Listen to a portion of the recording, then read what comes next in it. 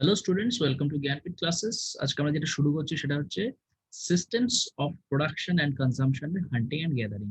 অর্থাৎ যেই ধরনের উৎপাদন এবং ভোগের ধরন ছিল তার বিভিন্ন ধরন, পাঁচটা ধরন আমরা পড়ব। প্রথম ধরনটা হচ্ছে হান্টিং অ্যান্ড গ্যাদারিং, অর্থাৎ যেখানে আমরা শিকার করতাম এবং খাদ্য আহরণ করতাম, অর্থাৎ নিজেরা কিছু তৈরি করতে পারতাম না, প্রোডাকশনটা কিছু করতে পারতাম না, কিন্তু কনজাম্পশনটা করতাম। প্রোডাকশনটা তৈরি করতে পারতাম না, কিন্তু কি করতাম? হান্টিং অ্যান্ড গ্যাদারিং, পশু শিকার ও খাদ্য সংগ্রহ। এটা আমরা পড়েছি যে খাদ্য সংগ্রহকারী ও পশু শিকার সমাজ, এরকম ভাবে নানা জায়গায় পড়েছি। তো যেটা পড়বো আমরা এখন সেটা হচ্ছে জাস্ট সিম্পলি ইতিহাস পড়বো। এটা দেখতেই পাচ্ছ যে সব সিলেবাসেই সেম, তোমাদের ক্যালকাটা ইউনিভার্সিটিও এবং স্টেট ইউনিভার্সিটিও দুই জায়গাতেই এই 3.1-এ হান্টিং অ্যান্ড গ্যাদারিং রয়েছে। তাহলে এটা শুরু করা যাক। আমি তো বলবো যে এখানে কিছুই নেই, জাস্ট ইতিহাস যেরকম ছিল সেই ইতিহাসটুকুই রয়েছে। একদম পুরো সহজ সরল ভাষায় লেখা, আমি just line by line read out করে দিচ্ছি। A hunter-gatherer society is a society whose primary subsistence method of livelihood is based on the direct procurement of edible plant, অর্থাৎ খাওয়া যায় এরকম গাছ, পশু, পাখি, এদের এদের দ্বারাই কিন্তু etc from their surroundings forest and water bodies, যে এদের দ্বারাই এরা ঘেরা থাকতো এবং এগুলোকে তারা খাদ্য হিসাবে গ্রহণ করতো। They depend on the nature for this their subsistence, প্রকৃতির উপর তারা সম্পূর্ণরূপে নির্ভর ছিল তাদের বেঁচে থাকার জন্য। The tribes in the dense forest uses bows and arrows, spears, net for catching the animals, অর্থাৎ তীর, ধনু, বিভিন্ন ধরনের অস্ত্র বা হচ্ছে পশু ধরার জন্য বিভিন্ন ধরনের জাল, এগুলো ধরে তারা শিকার করতো। They also have customs of hunting in group as a collective activity. তারা কিভাবে শিকার করতো? সাধারণত একসাথে দলবদ্ধভাবে বেরিয়ে সেই পশু শিকার করতো। They hunt wild birds, fowl, rabbits, deers, rats, etc. এইগুলো তারা শিকার করে খেত, যার মধ্যে কিনা পাখি, খরগোশ, হরিণ, ইঁদুর সবই পড়তো। মানে জঙ্গলের ইঁদুর, গেছো ইঁদুর, ওরকম type. During the rainy session কি হয়? বর্ষার সময় তারা কি করতো? বর্ষার সময় হচ্ছে বিভিন্ন মাছ ধরতো, তারা মাছ ধরে খেত বিভিন্ন ওয়াটার বডিজ থেকে। They share the hunt equally among themselves, তারা নিজেদের মধ্যে সমানভাবে ভাগ করতো। Some important features of hunting gathering society are, এবার কতগুলো আমরা ইম্পর্টেন্ট ফিচার পাবো, এগুলো তোমরা যখন লিখবে 1 2 3 4 ABCD এইভাবে যদি লিখবে নাম্বারটা বেশি পাবে। লোয়েস্ট পপুলেশন ডেন্সিটি, পপুলেশন খুব কম থাকতো। দুই, স্মল কমিউনিটি সাইজ, কমিউনিটি সাইজটা খুব কম। নম্যাডিক অর সেমি নম্যাডিক, অর্থাৎ আমরা যেটাকে কিনা ওই প্রাচীন বা অসভ্য যেটাকে আমরা টার্ম দিয়ে থাকি। ইনফ্রিকুয়েন্ট ফুড শর্টেজ, অর্থাৎ যে খাওয়ার জমানো, সেই যেহেতু ওদের ওরকম কোনো হ্যাবিট ছিল না, সেই কারণে ফুড হ্যাবিট মানে ফুড শর্টেজ কিন্তু দেখাই যেত সবসময়, তাই ফুড শর্টেজ দেখা যেত।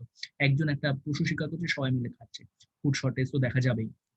মিনিমাল ট্রেড মানে ব্যবসা বাণিজ্য, ওইগুলো কিন্তু প্রায় তখন কিছু আসছেই না। No full time craft specialist, এমন কেউ নেই যে সবসময় হাতের কাজ করছে, যে হস্তশিল্প কিছু তৈরি করছে সারাক্ষণ ধরে, তা নয়। ওরা নিজেদের কিছু প্রয়োজন হলো তৈরি করে নিল। Least or no individual differences in wealth, মানে সবারই অর্থ বা ধনসম্পত্তি সেরকম কোনো পার্থক্য নেই, সবার ধনসম্পত্তি প্রায় same. Informal political leadership, political যে লিডারশিপটা ছিল, অর্থাৎ রাজনৈতিক যে কর্তৃত্ব, সেটা কিন্তু ছিল ইনফর্মাল, অর্থাৎ ওটা মানে কোনো বৈধ বা বাধ্যবাধকতা করতেই হবে নইলে সাজা, ওই ধরনের ছিল না, অর্থাৎ ফর্মাল না, যেটা ছিল সেটা হচ্ছে informal. No domesticated animals except dog, গৃহপালিত পশু হিসাবে যেটা ছিল শুধুমাত্র কুকুর।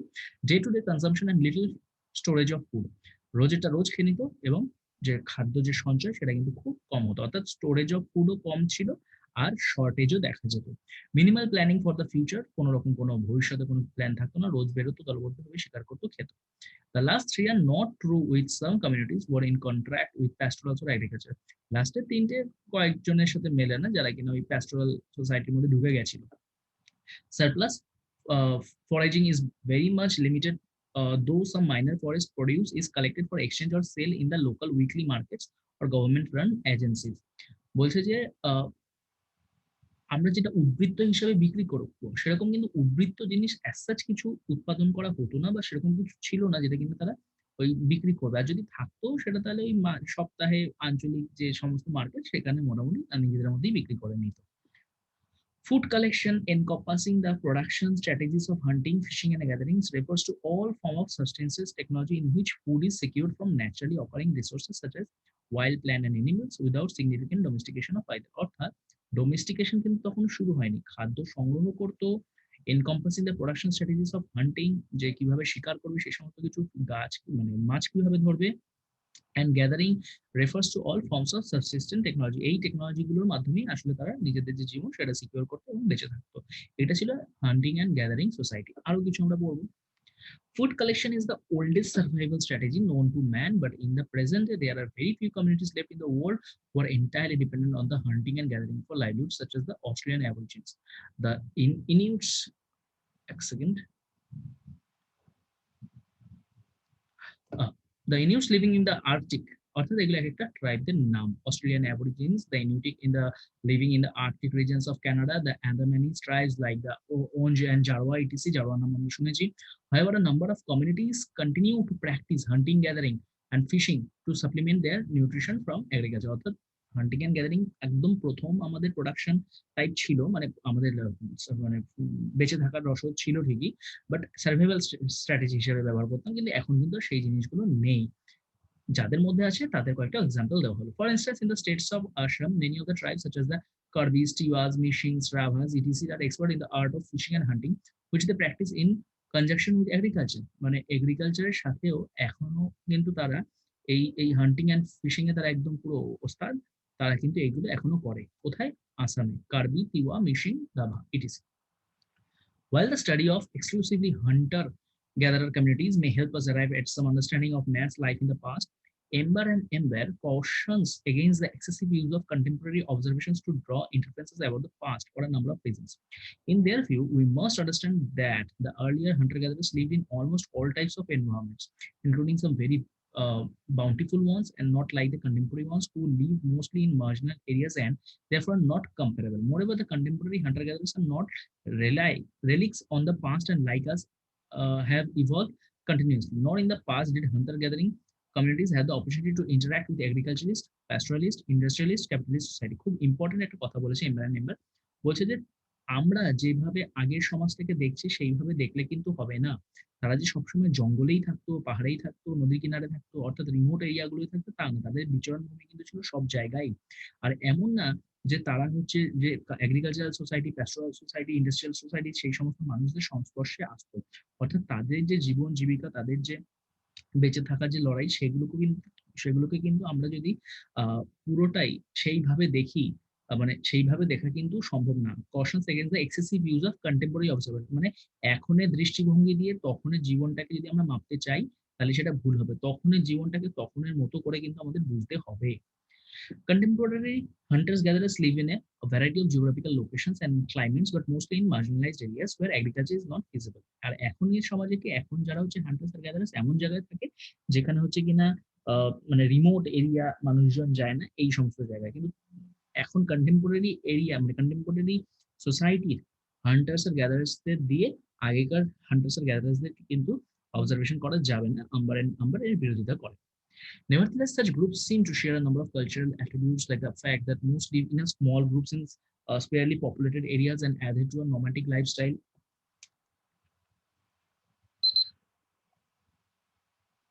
For them, the camp is the main center of daily activity and the place where food sharing actually occurs. According to Hunting Man, the hunter-gatherer society is egalitarian, যেখানে কিনা সাম্যবাদ থাকে, does not recognize individual land rights, do not accumulate surplus foodstuffs, often an important source of status in agricultural societies. এই সবগুলো কিন্তু point. Such groups seems to share a number of cultural attributes, like the fact that one, most live in small groups in sparsely populated areas and adhere to a nomadic lifestyle. For them, the camp, the main center of daily activity and the place where food sharing actually occurs. According to the Honigman, 3, the hunter-gatherer society is egalitarian, does not recognize individual land rights and do not accumulate surplus foodstuffs, often an important source of status in agricultural societies. অর্থাৎ তাদের বৈশিষ্ট্যগুলো বলেছে। প্রথমে বলছে তারা ছোট গ্রুপে থাকতো, তারা একটা পুরাতন জীবনযাপন কাটাতো। দ্বিতীয়টায় বলছে যে তারা সাধারণত ডেলি অ্যাক্টিভিটির সাথে যুক্ত ছিল এবং খাদ্য তারা আদান প্রদান করতো।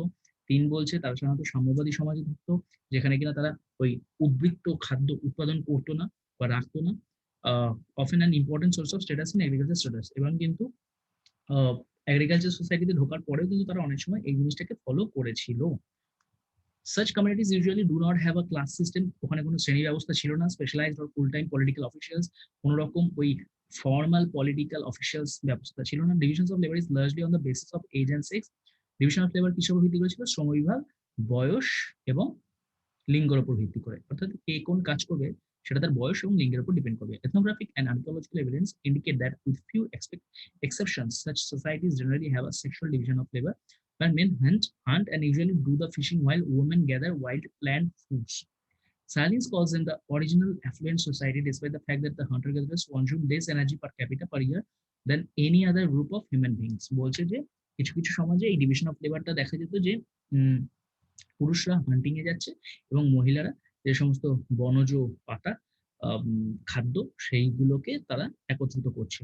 সাহালিন বলেছিলেন যে এটা ছিল হচ্ছে মোস্ট অরিজিনাল অ্যাফ্লুয়েন্ট সোসাইটি, যদিও তাদের যে পার ক্যাপিটা যে এনার্জিটা তারা খাচ্ছে, মানে আমরা যে মানুষের যে এনার্জিটা আমাদের রোজ প্রয়োজন হয় সেটা কিন্তু তারা পেত না। স্বাভাবিক, কারণ এত যদি ভাগ বাটোয়ারা হয় পাবে কি করে?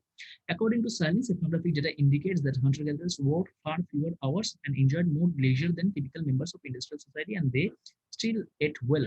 Their affluence came from the idea that they are satisfied with very little in the material sense. এটা খুব একটা ইম্পর্টেন্ট পয়েন্ট বলছে যে আমরা যতক্ষণ কাজ করি ইন্ডাস্ট্রিয়াল সোসাইটিতে, তারা এতক্ষণ কাজবাজ করতো না। তারা সাধারণত কম কাজ করতো এবং বেশিরভাগ সময় লেজার টাইম কাটাতো, এবং তাদের যে পার্থিব জগতের সাথে তাদের যে সম্পর্কটা, সেই সম্পর্কটা কিন্তু তাদের খুব কম থাকতো। অর্থাৎ তারা নিজেদের মধ্যে অনেক বেশি সম্পর্কটা কাটাতে পছন্দ করতো। তাহলে এইটা আমাদের গেল হচ্ছে হান্টার অ্যান্ড গ্যাদারার সোসাইটি। আশা করি বুঝতে আর কোনো রকম সমস্যা নেই। 3.1 শেষ। এরপর আমরা করবো 3.2, যেটা কিনা ডোমেস্টিক মোড অফ প্রোডাকশন। আজকের জন্য তাহলে এতটাই। ধন্যবাদ।